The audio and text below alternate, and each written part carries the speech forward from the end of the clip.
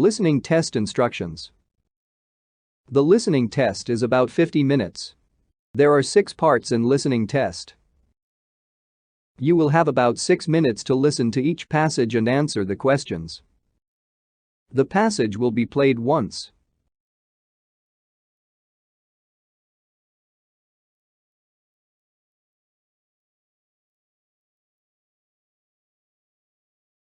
Hey, you look concerned. What's on your mind? The final exam. I'm not fully prepared yet. Well, don't worry too much. You still have 3 days. Yeah, but 3 days will fly past in a wink.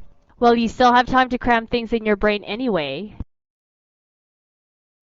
Question 1. Why is the man looked worried?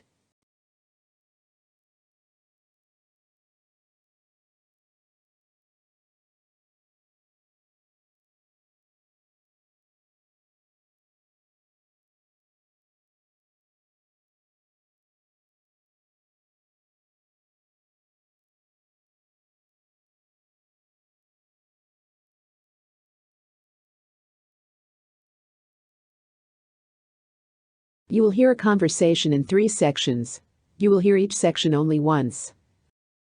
After each section, you will hear 2 or 3 questions. You will hear the questions only once.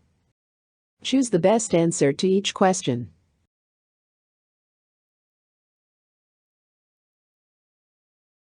Good evening. Sorry to bother you, but I need to talk about the room I was given earlier today. Of course, sir. Could you please tell me what the issue is? Well, I'm staying in room 304, and since I checked in, there's been a constant noise problem. At first I thought it would pass, but it's been going on for hours. I'm really sorry to hear that. Could you describe what kind of noise you're experiencing? It sounds like loud music mixed with furniture being dragged across the floor. Sometimes there are voices shouting as well. I think it might be coming from the room above mine. I understand. Thank you for letting us know. We do take these concerns seriously. Have you had this disturbance during the day or at night as well? Mainly during the evening and night. Yesterday, it went on past midnight, which made it very hard to get any rest. Honestly, I'm exhausted today. I apologize for the inconvenience. Let me check which guests are in the rooms nearby and see how we can resolve this. What can be inferred about the man's tolerance for noise?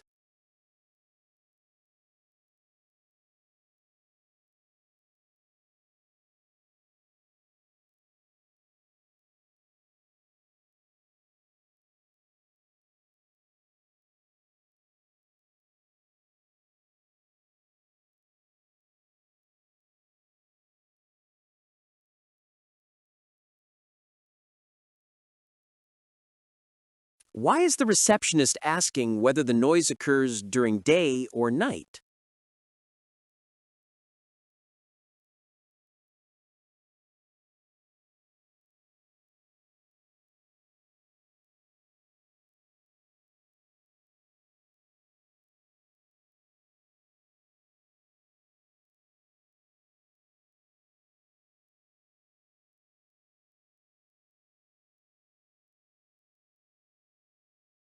What does the man's statement about being exhausted suggest indirectly?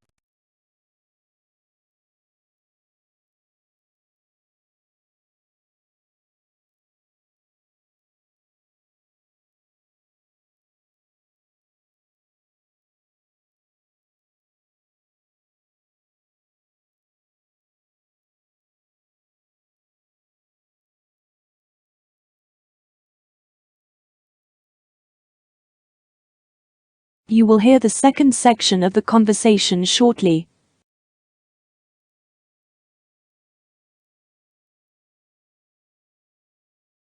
Thank you for waiting, sir. I've just checked our system, and it seems the room directly above yours has a group of young guests. They might be causing the disturbance. That would explain it. I don't want to be rude, but it's really frustrating when you come for a quiet stay and can't even sleep properly. You're absolutely right, sir. Best comfort is our priority. What I can do is call them and politely remind them about our noise policy. I appreciate that, but honestly, I'm worried it'll keep happening. Is there another solution? Certainly. If the noise continues after our warning, we can send security to check.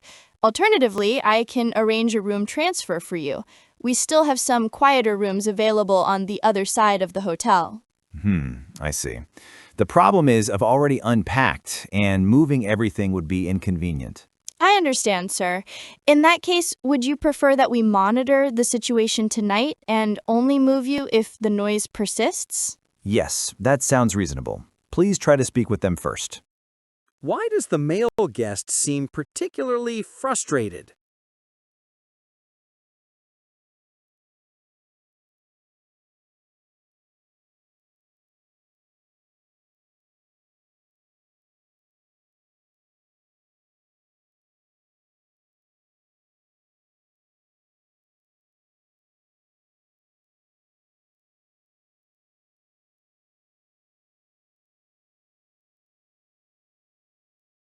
What is the hidden concern behind the male guest's reluctance to move rooms?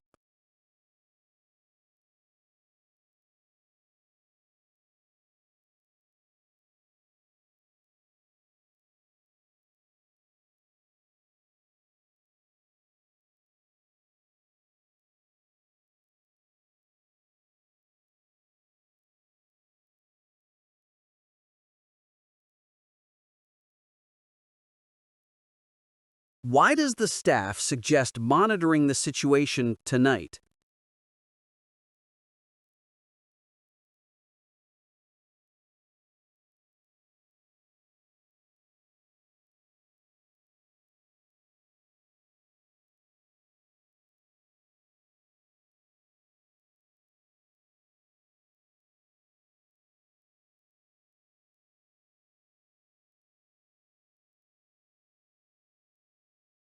You will hear the third section of the conversation shortly.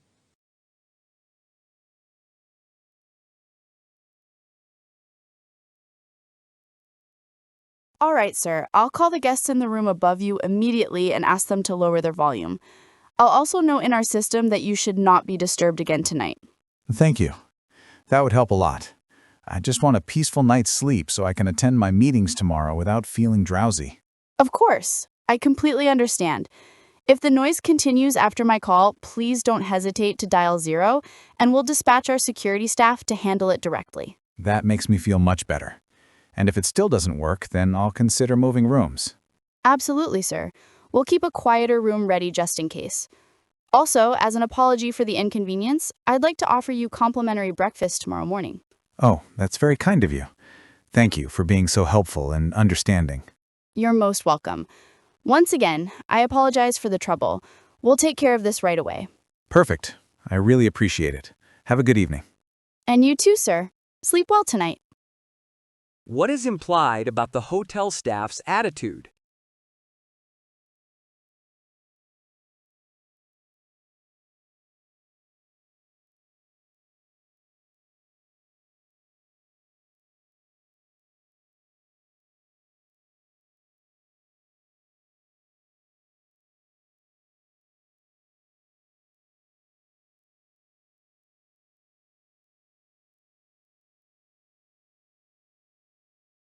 How does the staff ensure the guest feels reassured?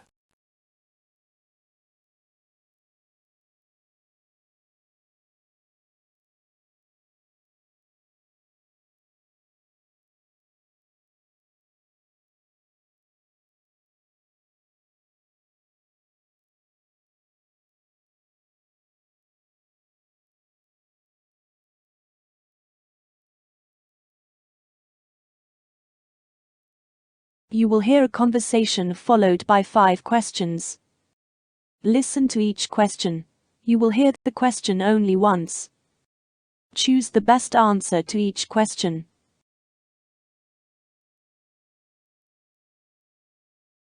Hey Megan, do you have a minute? We need to talk about Sophia's farewell party. She's leaving next Friday, and we should start planning something. Oh, yes. I was just thinking about that. She's been with us for almost 5 years. We definitely need to make it special. Have you thought of any ideas? Well, I was considering whether we should do it in the office itself or book a restaurant nearby. An office party would be simpler and cost-effective, but a restaurant might feel more festive. True. If we do it in the office, we can decorate the meeting room, order some food, and everyone can join in easily. But if we go to a restaurant, it might be more relaxed, and Sophia won't feel like she's still at work. Do you think people would be willing to contribute if we book a restaurant?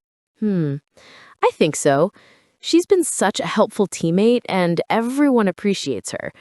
Maybe we can ask for a small contribution from each colleague. That should cover most of the cost. Good point. What about gifts?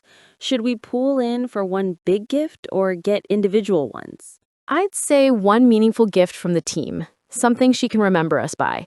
Maybe a personalized photo album with team pictures and notes from everyone. Oh, that's a lovely idea. She'd definitely treasure that. We could also add a small token, like a bracelet or a nice pen, to make it complete. Perfect. And decorations. We'll need balloons, streamers, and maybe a Good Luck Sophia banner. If we do it in the office, we can take care of all that. Right. Food is another thing to decide. Should we go with snacks and cake or order proper lunch? Since it's a farewell, I think cake is a must. Along with snacks like sandwiches, rolls, and maybe samosas, a proper lunch might be too heavy if it's during office hours. Agreed. Speaking of cake, what flavor should we get? Sophia loves chocolate, right? Yes, chocolate truffle is her favorite. Let's get a customized cake with a farewell message on it. Done. I'll handle the cake order. Do you want to take charge of the decorations? Sure, I'll manage that. And let's ask the team tomorrow about their contributions so we can finalize the budget. Good idea. We should also plan a few words to say during the farewell.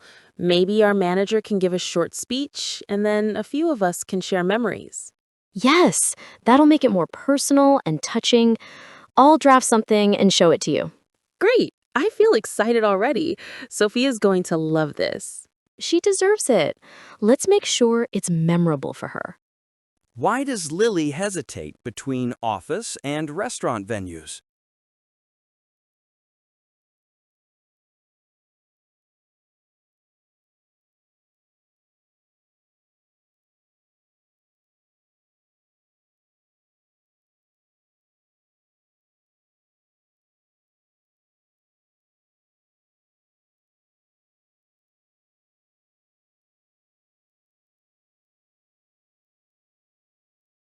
Choosing one team gift instead of individual gifts implies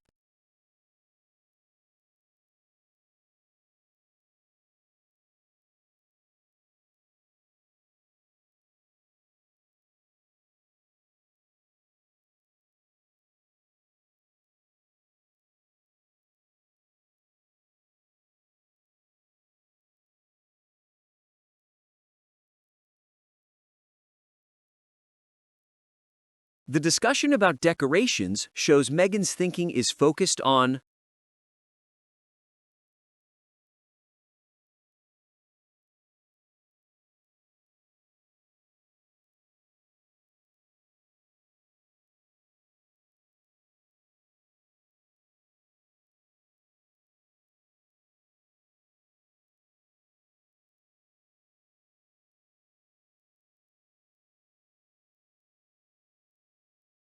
when Lily asks about gifts, her tone suggests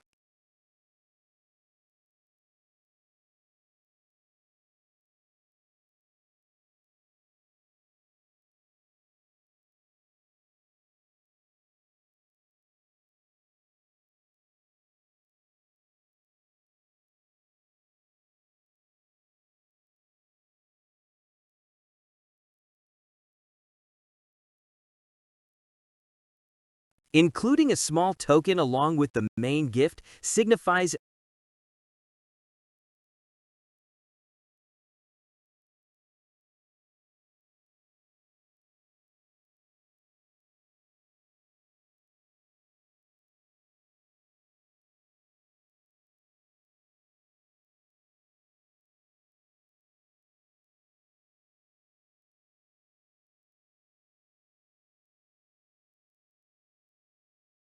You will hear a conversation followed by 6 questions. Listen to each question. You will hear the question only once. Choose the best answer to each question.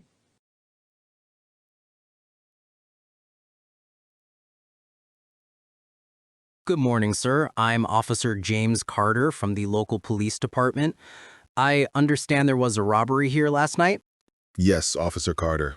I'm Michael Thompson, the owner of Thompson's grocery store. It happened around 9:30 p.m. I was closing the store when two men entered. I see. Can you describe the suspects for me? Sure. Both were wearing black hoodies and jeans. One was taller, about 6 feet, with a thin build, and the other was shorter, maybe around 5'7". They were both wearing masks, so I couldn't see their faces clearly. Did they carry any weapons? Yes, the taller one had a small handgun. He pointed it at me and shouted to stay quiet. Were they aggressive towards you or your staff? Thankfully, they didn't hurt anyone. I was the only one in the store at the time. They just demanded cash from the register and some high-value items like electronics and cigarettes. How much money did they take? About $1,200 in cash, plus a few packs of cigarettes and a small tablet from the electronics section. Did you notice anything else unusual? Any distinctive features or accents? Well, the taller one had a noticeable tattoo on his left hand, a small star, and the shorter one spoke with a slight British accent. That's helpful, thank you. Did you see which direction they ran after leaving? Yes, they ran down Maple Street toward the corner of Pine Avenue. Were there any surveillance cameras inside or outside the store? Yes, we have CCTV cameras. They may have captured the robbery. I can provide you with the footage. That would be very useful, Michael. Please make sure to secure it so we can review it. We'll also need you to give a formal statement and identify the stolen items. Of course, Officer Carter. I want to help catch them as soon as possible. Thank you for your cooperation. We'll start an investigation immediately and patrol the area to see if there are any witnesses or leads. I appreciate it, officer. I hope you catch them quickly. We'll do our best. Please stay available in case we need more information. What might explain why Michael couldn't identify the suspects' faces?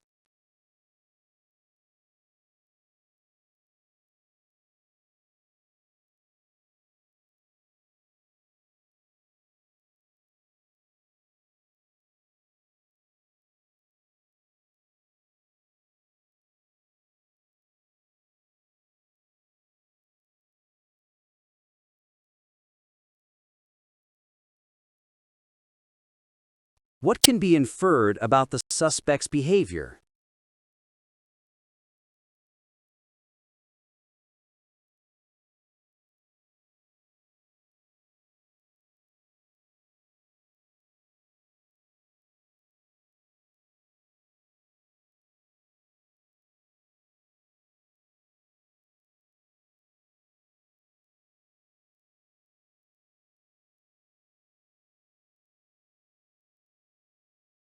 How might the accent assist the investigation?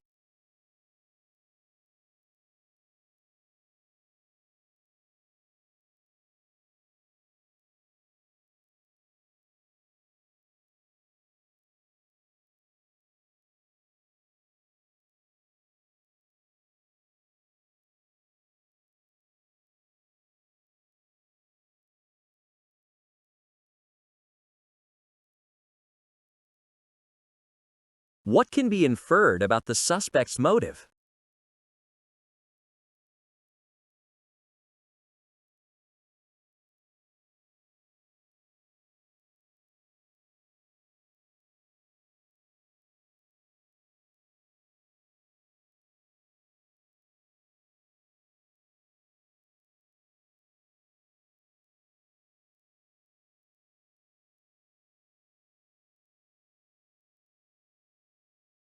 What is implied about evidence collection?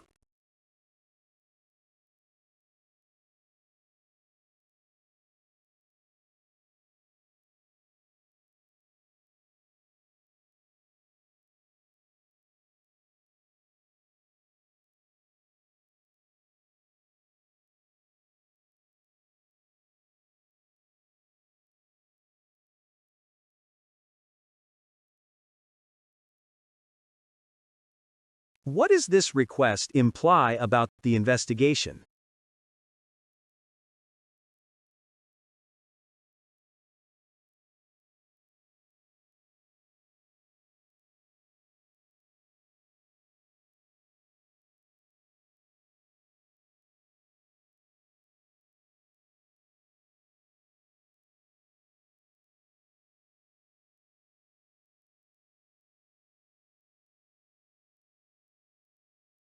You will hear a news item once. It is about 1.5 minutes long. Then 5 questions will appear. Choose the best way to complete each statement from the drop-down menu.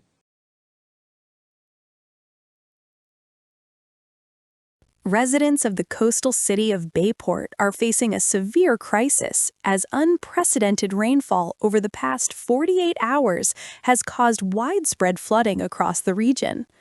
Local authorities report that several neighborhoods are submerged and essential services have been disrupted. The city's drainage system, already under strain from prior storms, has been unable to cope with the heavy downpour, leading to waterlogging in streets, homes, and commercial areas. According to the latest update from the city's disaster management department, over 5,000 residents have been evacuated from low-lying areas and moved to temporary shelters set up in schools and community centers. Emergency teams, including the fire department and local volunteers, are working around the clock to rescue stranded citizens and provide essential supplies such as food, clean drinking water, and medical assistance. Transportation has been heavily affected, with many roads rendered impassable and bus and train services suspended. Officials have advised residents to avoid non-essential travel and warned of potential power outages due to water entering electrical systems. Several hospitals are on high alert, with doctors and staff prepared to handle emergencies related to waterborne diseases and injuries caused by the flooding. Meteorologists warn that the heavy rains are expected to continue over the next 24 hours, raising concerns about further flooding and landslides in nearby areas. Authorities are urging citizens to remain indoors and follow official instructions closely. Local authorities have also called for volunteer support and donations to aid relief efforts. The city administration has pledged to assess the damage and begin long-term recovery plans as soon as the floodwaters recede. This unprecedented flooding has highlighted the vulnerability of coastal cities to extreme weather events, emphasizing the urgent need for improved infrastructure and disaster preparedness measures.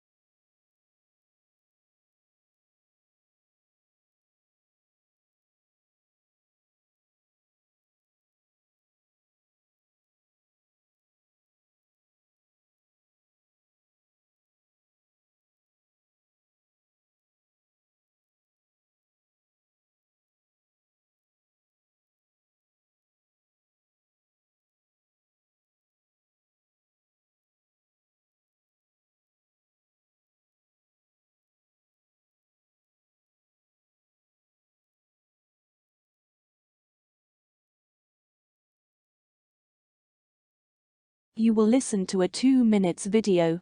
Then 8 questions appear. Choose the best way to answer each question.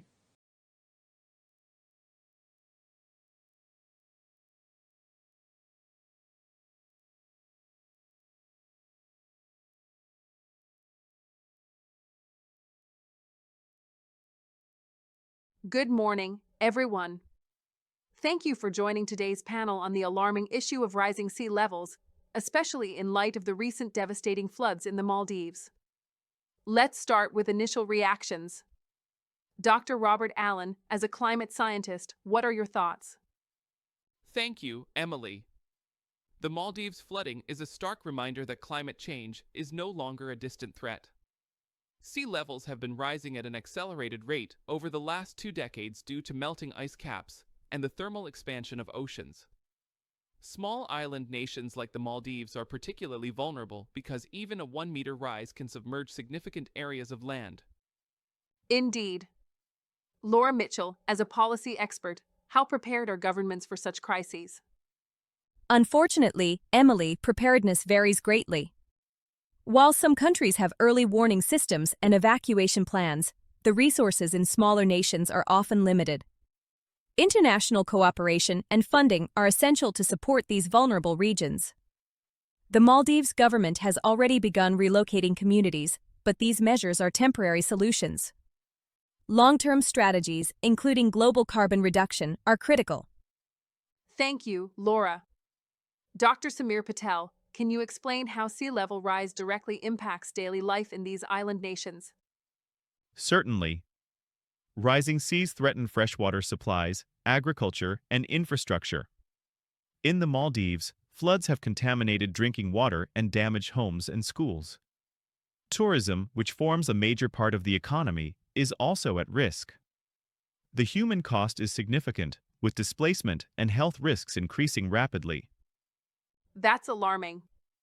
Sophie Nguyen, as an environmental activist, what role can communities play in combating these effects?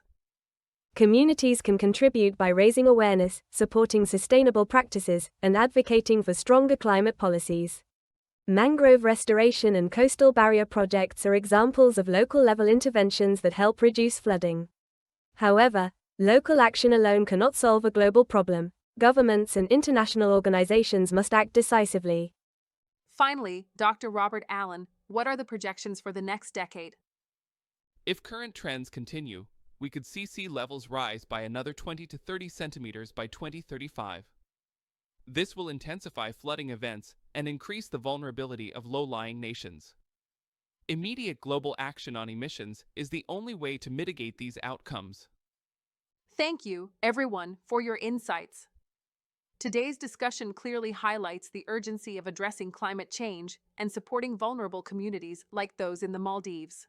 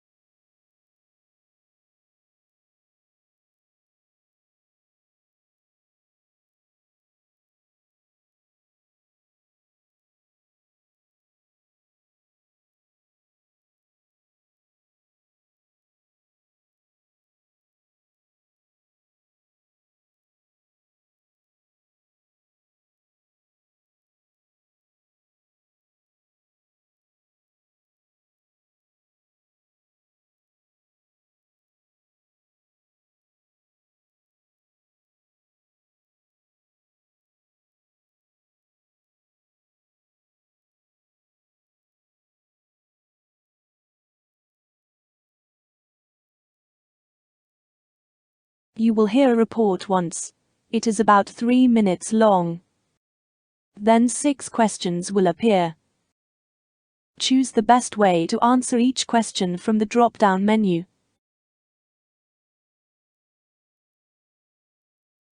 The invention of the first successful airplane by the Wright brothers, Orville and Wilbur Wright, is widely recognized as a monumental achievement in human history. Many people view this accomplishment as a breakthrough that transformed the way humans travel and connect across the globe. Supporters of this viewpoint emphasize the ingenuity, persistence, and scientific approach the Wright brothers applied in their experiments.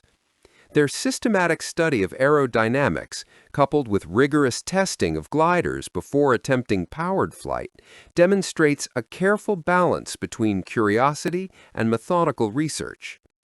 Some listeners express admiration for the courage the Wright brothers displayed. Attempting flight in 1903 was not only technologically challenging, but also inherently risky. The fear of failure or injury did not deter them from pursuing their vision. For those who value human innovation, the Wright brothers' success represents the triumph of creativity and determination over uncertainty. Others highlight the broader impact of their invention. By creating a working airplane, the Wright brothers initiated the development of modern aviation, which has since revolutionized commerce, military strategy, and international relations. Supporters argue that without their pioneering efforts, global travel and trade would not have advanced as rapidly as it did in the 20th century. There are also voices that focus on the collaborative aspect of their work. Though the invention is attributed to Orville and Wilbur, their achievements were built on the foundation of prior research by other aviation enthusiasts. Their ability to learn from past experiments and improve upon them is often seen as a key reason for their success. Many people consider the Wright brothers' achievement not just as a historical event, but as an enduring source of inspiration. Their story continues to encourage inventors, engineers, and dreamers to explore new frontiers, showing how careful planning and bold experimentation can lead to extraordinary breakthroughs.